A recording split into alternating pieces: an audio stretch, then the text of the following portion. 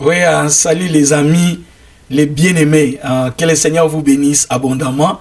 Comme vous le savez, mon nom c'est Clément Matanou. Depuis que Annie Oyo et Bandi, c'est mon comptage, quoi. Tout ça sur vidéo. Nous n'avons pas vu des vidéos.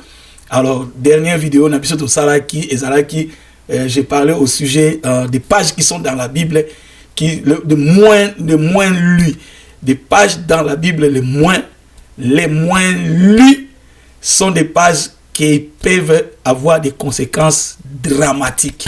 Parce qu'il y avait BBC a changé qui maloba oyo président américain à Salaki les paroles que le président américain n'a pas dit, et BBC a baksa qui ango a longola qui altera qui na tanga ba campagne na tango ya ba janvier 6, vous voyez. Sikoyo esalaki ke Trump akenaki ko fundi bango alobi ke ako imposer bango amani moka munene loka ba billion makambo eza kutuna justice ti lelo oyo netolo ba boy. Alors ça est venu dans mon cœur que ce qui coûte mutu lokola Trump maloba oyo ya lobby soko changer yango, écouter BBC et belé ba mbongo lokola boy. Sikoyo elinga na makantina bana ko checker siko ndenge nini maloba nzambe obisi totangaka ndenge ni parfois to changeaka yango ou to changer yango to so to na kate. Nous ne faisons aucun cas si ça peut quels seraient les résultats, vous voyez, to na kate.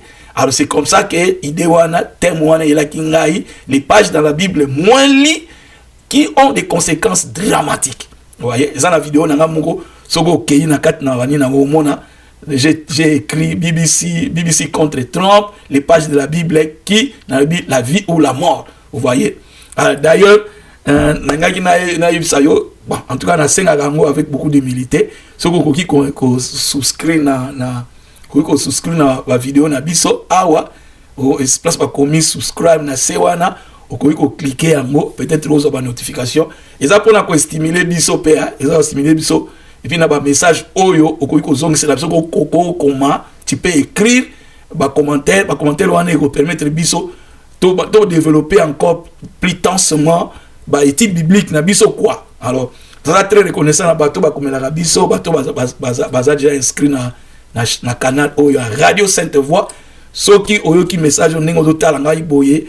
En tout cas, humblement nous vous en prions. Okoiko subscrire na page na biso pour être okokozanga raté ou encourager biso na makamoto osala. Alors qu'est-ce que je disais na vidéo wana? Je disais que nous avons trouvé dans la Bible par exemple la page moko oyo bat ba otala bango kate ou bat ba négliger ngo. Quand quelqu'un ouvre la Bible, la première de ses yeux et kokenika na Genèse na liboso, kokenika na Genèse 1:1 abandi ko fongola. Ba page e bandaka liboso wana bat ba prêter na bango pendant attention na ngoti. Nzoka ça tellement la page est tellement importante. Il faut comprendre pourquoi. Qu'est-ce qu'ils ont dit, qu'est-ce qu'ils ont préfacé, qu'est-ce qu'ils ont donné comme consigne. C'est comme que la Bible, au moins la page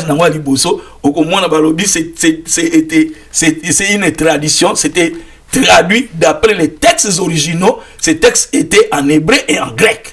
Vous voyez, ça dit les textes awa on a en français et les textes originaux les textes à libosoté dans les alliés et kei et où une étape mon beauté comme une étape aux hommes. Alors kolongola on a textes originaux ti comme on a français on a portugais ti na lingala et ça na makamu mingi o bango moko ba komi ba traiter ba lobby faut prêter attention. Alors tu vois comme mona na page na ngoka liboso wana ba ye kolba na biso na préface ba bi ke neto pessimino préface o eloko munene to lingito yebisa yo que le sujet à parole mobimbo ni ezamo de Genèse à Apocalypse ezolobela na tina ya Masia Yeshua ya Masia oyo nde azali mobikisi wana. C'était une bonne chose. Mais tant qu'on pousse na obandi ko pousse na okei na introduction to okei na ba signe to ba abréviation okomona na ba signe et abréviation okomona balobi ke to tcheba signe na ba abréviation na ba place mususu o ezali ke parole de Dieu et balobi ezana ba phrase mususu to pe ba mot mususu ezana kata parole awa ezalaki te na original mais bango ba ti yango pour permettre que na compréhension na biso français et tu vas comprendre en français. Donc il y a certains mots qui sont ici dans la parole, des phrases qui sont ici, qui n'existent pas dans les textes originaux, mais Louis II les a écrits, les a apportés, il les a placés, afin que comme la compréhension à parole de Dieu. Alors, tant que les textes comparant les textes originaux, on a comment discrepancy, c'est-à-dire que différence, il y a interprétation, différence, il y a compréhension, et ça créé à cause, il y a peut-être des mots, tu peux obligé. Et puis, si on continue, na préface kaka oyo okomona même lui second à lobby na version na yo ya sika surtout basali na Thompson na Dr Thompson au mona lobby que ezakut na eza sous na ba récit mususu na kata Bible. Il y a des récits dans la Bible que des copistes zélés, ça veut dire des copistes zélés, ils les appellent des copistes zélés, ils les ont transcrits par zèle, par zèle. Quelles sont ces copies, quels sont ces textes dans la Bible que les copistes zélés ont placés dans la Bible? C'est-à-dire, c'est tellement grave pour être biso lokola bana nzambe, tozo maloba nzambe, c'est la volonté de notre Père, la volonté de Dieu, Yahweh nzambe. La Bible dit que Dieu a magnifié sa parole au-dessus de tout son nom. C'est-à-dire, la parole de Dieu signifie Dieu lui-même, reflète Dieu lui-même, a la volonté de Dieu lui-même. Tout ce qui est Dieu, Yahweh, nous pouvons que le comprendre cette parole, na profondeur na mozindo wana.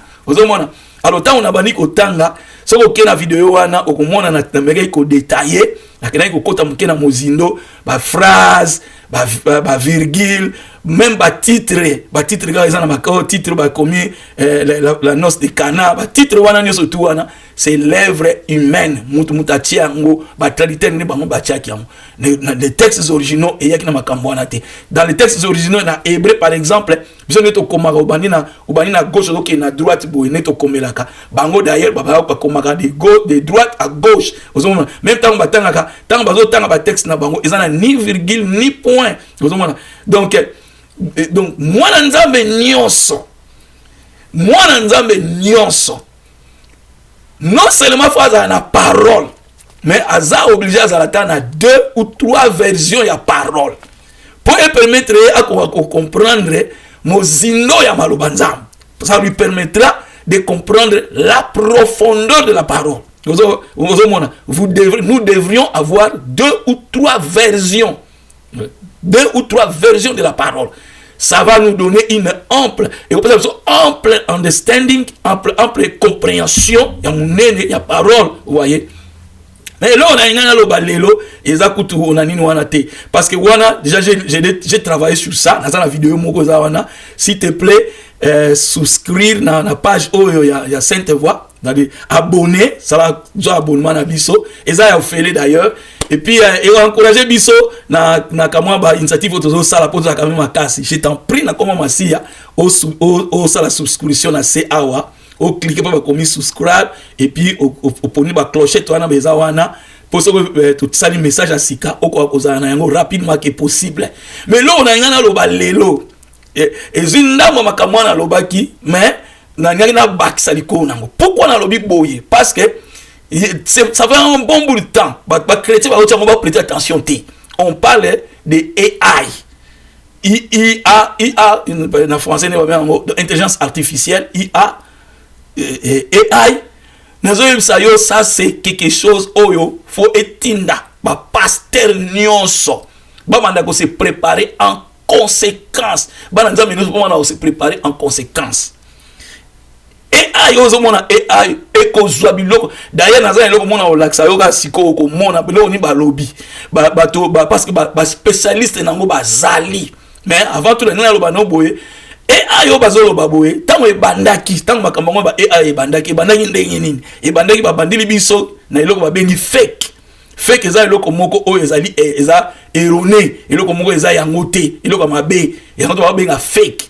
Alors soko likamu ya mabe bimi donc fake news ça il y a le kuta c'est-à-dire ezala ki itanga ebandaki na ebandela donc eloko lo kuta ebandi ko koma lokola ya solo et loko ngo ezala ngo le kuta mais ebandi ko koma lokola ya solo ozomona c'est-à-dire AI, tant qu'on introduit Rango, ils ont commencé d'abord pour nous dire fake news, quelque chose qui est une nouvelle qu'on donne, mais cette nouvelle est mauvaise, une fausse nouvelle, qui n'est pas vraie, qui n'est pas véridique.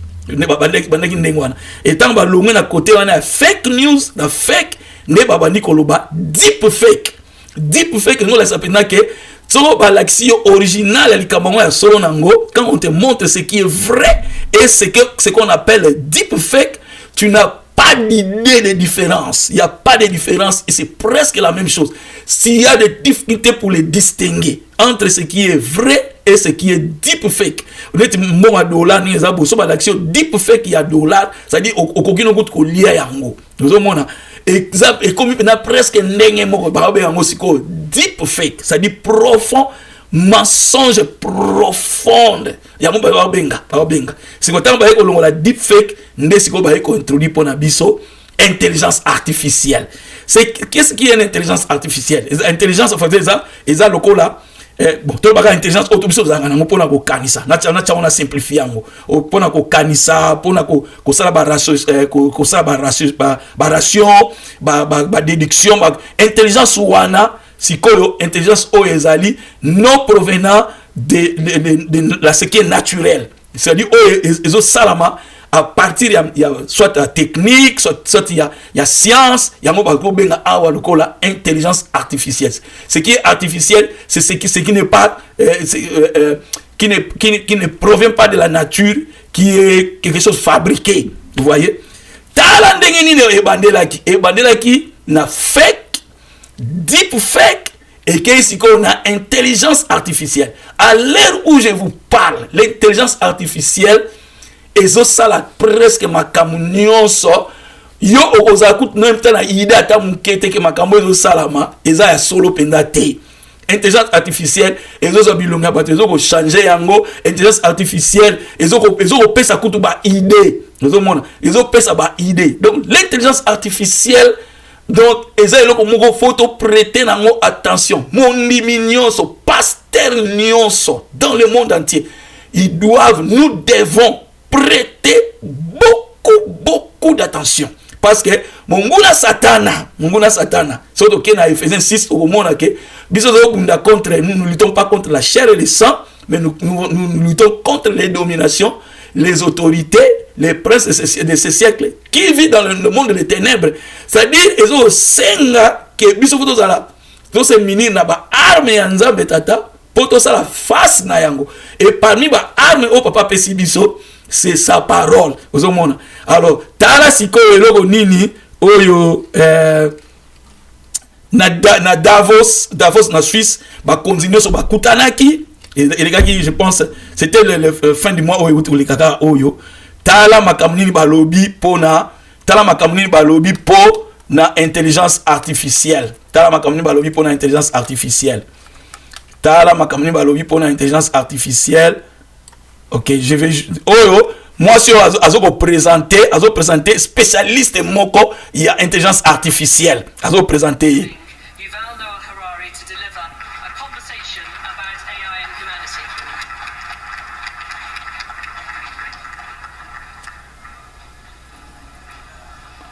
So, hello everyone. Apesi batumbote. There is one question that every leader today must answer about AI. But to understand that question, we first need to clarify a few points about what AI is and what AI can do. Siko awa azoloba ba introduire pour expliquer eloko nini ba bengi AI. Ba ninga garçon oyo netolo ba boy. Azani mwana moka muke boy. Mais aza juif. As a professeur de l'université spécialisation là ils ont un problème domaine scientifique. As a professeur je pense dans l'université à Cambridge. As a doc à peu près je pense pas dans la PhD ou as un docteur.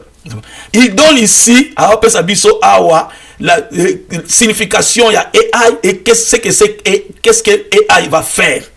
Landa sikoyo, landa susu, landa omona tala makamni na lobby.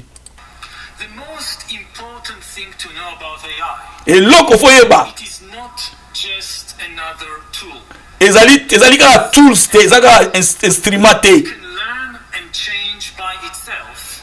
And Ok, AI alobi AI ezali kaka instrument te, mais ezali alobi eza complexe. AI aza na makasi ya kolearn ngo parce que akoyekola ye moko aza pe AI ne bazo monta ngo boye ekobana koyekola yango moko ebana ko adapter yango moko ekoma na makasi ya kozwa ba décision yango moko. Ozomona tala awa alobi lisusu AI eza lokola mbeli talaka makamuni alobi awa AI eza lokola mbeli yoka. make decisions by itself. A knife is a tool. You can use a knife to cut salad. Alobi awa donc eza comparer yango na mbeli abi AI eza lokola mbeli yango ne tozaka bokozwa yango mpona kokata salade okokata biloko na mbeli wana pe ekoki kosala tala place azokokende ah mon Dieu, oh alléluia. Murder someone, but it is your decision what to do with the knife. AI is a knife that can decide by itself. Sikoyo alobi awa AI ezali lokola mbeli mais eza na makasi ya kodeside yango moko. Tika na loba na yo niveau o AI ezokokende na yango ekomi sikoyo na niveau oyo ezali ke bazopesa yango ba base bazopesa ba AI base bazokopesa ye ba données tout ce qui est lettres, tout ce qui est mathématiques, tout ce qui est ba branche nyonso ba domaine nyonso bazoko code sango na kata AI. Mais AI azana makasi ya kokanisa ye moko sikoyo azana makasi ya koza ba décision pe ye moko ya kosala makamwana ne studi ye moko. Ça dit AI ezokoma lokola entité moko boye différent bien que azozo ba données azoko code sa ba données. Alors ba données auto bazoko code sa kuna. So ba données na ba code si yango ya mabe. AI pe abana ko réagir na yango na ndenge mabe o ba kotisi yango. Ozomona na premièrement photo yeba ke la parole de Dieu otozana yango ndenge tsoko tangi ba première page wana tozomona ke biso moko lo bana nzambe poto comprendre parole de Dieu mobimba na yango nous a obligé tozana na 3 versions poto bana ko balancer déjà. Mais ce qu'on va donner on attend les autres kota na kati ya AI zo kota na kata AI azana makasi kutu pe ya kolongola de talaga makamnini spécialiste ya lobik AI azana makasi akokosa yo siko ne tolo baboye AI akomi ne to benga l'intelligence artificielle mais d'ici 3 mois 4 mois to changer en kombo et comme intelligence artificielle super intelligence et comme super intelligence artificielle super intelligente. Ça dit ne to komi boye et komi surtout ninge ekokota na robotique. Donc ekokota na robotique parce que awa na bamboko eza civilisé tozomona déjà que baba na olongola batna misala malem parce que robot ibandi kokota robot mo bazokota ba benga humanoid eza siko ba robot oyo ezali na ikozo ba caractère lokola mutu et comment on a ba caractère ya mutu bien aimé. Ceux qui te prêtent attention, ça va être quelque chose d'extraordinaire. Tala makamuni mutu azo loba awa landa les sous awa makamba lobi landa AI to cut a salad. The second thing to know about AI is that it can be a very creative. Ako créer. AI is a knife that can invent new kinds of knives as well as new kinds of music, medicine and money. The third thing to know about AI is that it can lie and manipulate. Umonyang. Donc AI azana makasi ya kokosa, akokosa yo, akoiko manipuler, akoiko kosa. Ni AI ninga za boye o domaine en AI mobimba parce que AI sikoyo akomi presque na biloko nyonso. Eza na makambo etali classe, eza na makambo ezali chimie, nyonso pendako AI ça ekoti. Ozomona. Donc les deux baboye, il faut vraiment tous là très attentif. Bana nzambe oyo bazali ke bazo tia motema na Bible oyo ya téléphone, azana Bible na téléphone. Ya et que ça na tango moko et que ça la pena que o ça sous na capacité te ya ko atteindre téléphone na yo na phone parce que ba connexion wana ni yo sotoko et ça contrôler et ça contrôler. Par exemple na Belgique, na France, na utiliser carte na machine. Au kotika carte bo au code na yo, mala moko batini le message mbala mo na téléphone na yo, tout le monde va carte non ba utiliser yango na place tel boy. Et ça yo siko o confirmer que c'est moi, c'est bien moi. Siko on ba ko tika la yo ndé au sala activité, au sala transaction que tu voudrais faire. Nous au monde. Je te dis et que comme on a tango, bato na baza la capacité de contrôler, au lieu que balo bakelo OK to tika yo o somba biloko na pose somba. Ba ko ngi ba ko pe ko bakelo OK to lexa yo te. Imaginez que oza na pose somba eloko moko qui repart, au kotika carte de bien yo au somba te, au utiliser ngote. Ozomona. Ça dit nous sommes arrivés à un moment où destiné à Balanabato. Quand nous étions à l'école, je pense en 6e élémentaire ou 5e, il y a un test donné au Tanga. La machine au sillage de l'humanité. C'est-à-dire que la machine est comme à niveau où il y a un mutu et que boma mokile et que panza mokile. À l'ère actuelle, tout le monde et que ça soit une année ou 2 ans de sous-souté. Ba robot, domaine robotique et comme penza na 4 et côté si comme yango na yango na AI. Elon Musk a outi ko ça a émergé. Ba 4 compagnies na ye 4 ou 3 compagnies na comme compagnie moko ça dit azana makasi ya ko sala chaque année ba millions ba robots millions ba robots wana ba oza misala na biso ma misala ya ba kozwa yango soki ba basali révolte et ai ba lobilo ko azana makasi ya ko décider ye moko ya ko sala makambo tout ye moko azala ko na meli akope ko décider ko boma ko bare batu ozomona. Bien-aimé du Seigneur, nazolo ba eloko yo po to koma makanisi na biso pene koma na kata parole. Parole nzambe lokola balobia ona na Psaume 119. Donc parole nzambe za pona biso za li trésor. Nazo tia motema na parole ya nzambe. Yango mona ki ane oyo biso tozaki vision te o vision to tia vision bo to za ba couronner ba nini non? Tolobaki na tia motema na maloba nzambe po maloba nzambe eza na ba promesse ya vie oyo ma promesse ya vie o ezo yakuna ozomona lokola tozo ko zela mukonzi toyebi ba date te toyebi rt toyebi date te Matthieu ezo bana biso Matthieu 25 ezo bana biso comme ces femmes là nous devons avoir dans nos lampes l'huile suffisante autant mukonzi azo bima pour être biso to ko yamba ye et ceci c'est la parole de Dieu. L'œuvre du Saint-Esprit faut tellement opérationnel na bomo ina biso bien-aimé. Kanisa makamona zoloba c'est pas pour vous faire peur mais nazo ce sont des vraies réalités. Ngamo na komi na point koloba que non, naza obligé na ba pesa na ba otinda ba message chaque jour po makambezo que est tellement mangu penza mangu makambezo changer rapidement que possible.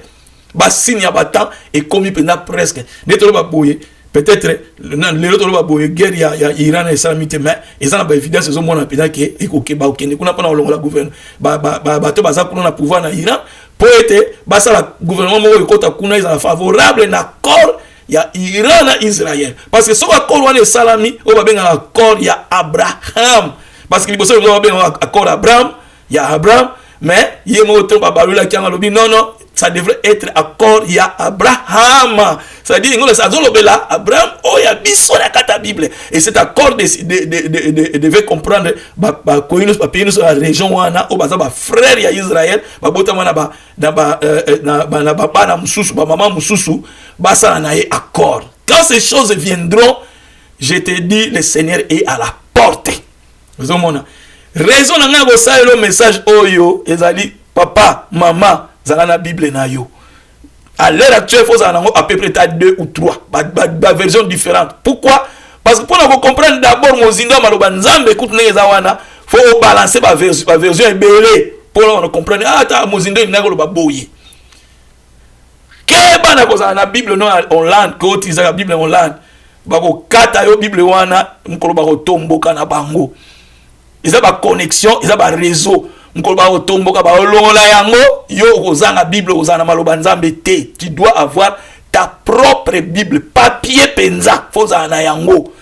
En même temps, si on utilise on a un bas pour otangela, mais chez toi tu as ta propre Bible. 2. Prêtez attention à mon tambola.